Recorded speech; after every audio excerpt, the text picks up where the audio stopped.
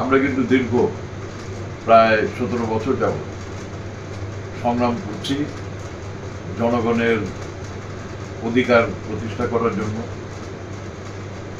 অধিকার হচ্ছে ভোট দেওয়ার অধিকার, অধিকার হচ্ছে যে এই দেশের মালিক জনগণ, এই দুটোই বিশেষ করে। সেটা করতে গিয়ে আমাদের যে সমস্ত ছাত্র ভাই, যুবক, পরিবার পরিজনের মানুষ, তারা এই সংগ্রামে লিপ্ত হয়ে তাদের জীবনটা একেবারে তছনছ হয়ে গেছে বিগত সরকারের আমলে। পরবর্তীতে আমাদের ছাত্র জনতার যে বিপ্লবটা হলো, শর্ট টাইমের মধ্যেই এটার একটা অর্জন আমাদের হয়েছে। তো সেই অর্জনটাকে আমরা দলীয়ভাবে মনে করি যে সেই অর্জনটাকে যদি আমরা ধরে রাখতে পারি এবং 250-টিরও বেশি ডিজাইন অপশন নিয়ে ওয়ালটন স্মার্ট ফ্রিজ, বোঝে আপনার প্রয়োজন। জনগণের গণতান্ত্রিক অধিকার যদি প্রতিষ্ঠিত করা যায়, জনগণের সরকার গঠন করা যায়, নির্বাচনটা যদি নিরপেক্ষ হয় এবং সব দিক দিয়ে এটা একটা আলাদা রকমের যেন পরিবেশ পরিস্থিতি থাকে, যে মানুষ যেন ভোট দিয়ে তার নিজস্ব প্রতিনিধি সিলেক্ট করে সরকারের জন্য সাময়িকভাবে একটা সময়ের জন্য তাকে সরকার পরিচালনার দায়িত্ব দিবে এবং এটা কন্টিনিউয়াসলি, এটা এই শুধু একবার হলো দুবার হলো সেটা না, এটার একটা ধারাবাহিকভাবে রাজনৈতিক দলের উচিত সেটার দিকে লক্ষ্য রাখা এবং সেই লক্ষ্যে কাজ করে যাওয়া।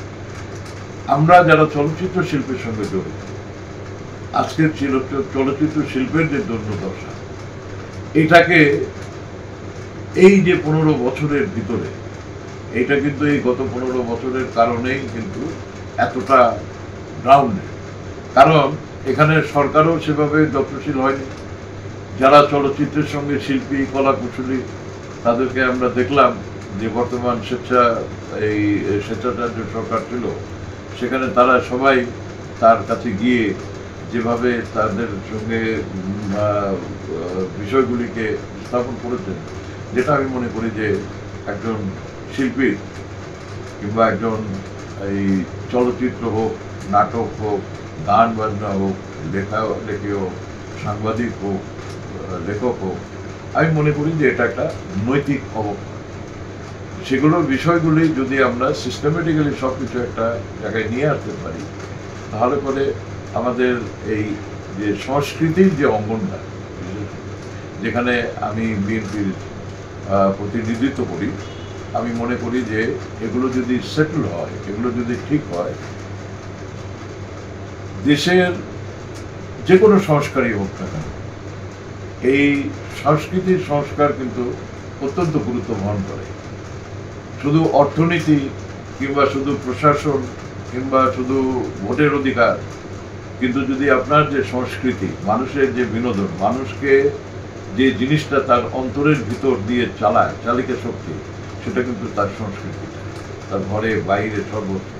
তো সেটার দিকে আমি মনে করি যে এইটা বিষয় নিয়ে কাউকে আমি আলোচনা করতে চাই না, কিন্তু আমার ব্যক্তিগত দাবি হবে যে এই সংস্কৃতির সংস্কারও আমাদের করতে হবে, যেখানে আমরা শান্তিমতো শিল্পীরা যেন কোনো সময় তাদের এই নৈতিক অবক্ষয় না হয় এবং তারা যেন কোনো সরকারের তাবেদারে রূপান্তরিত না হয়। রাজনীতি করার অধিকার সবারই আছে।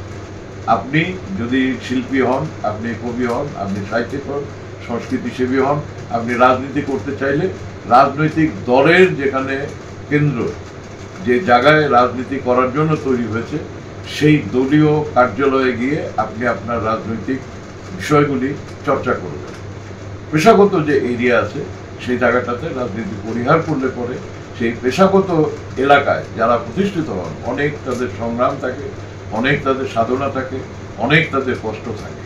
সেই কষ্টটা মাথায় রেখে যেন আমরা সবাইকে নিয়ে সুখে শান্তিতে এই দেশের সংস্কৃতিকে এগিয়ে নিয়ে যেতে পারি, সেই লক্ষ্যে আমাদের সবার কাজ করতে হবে।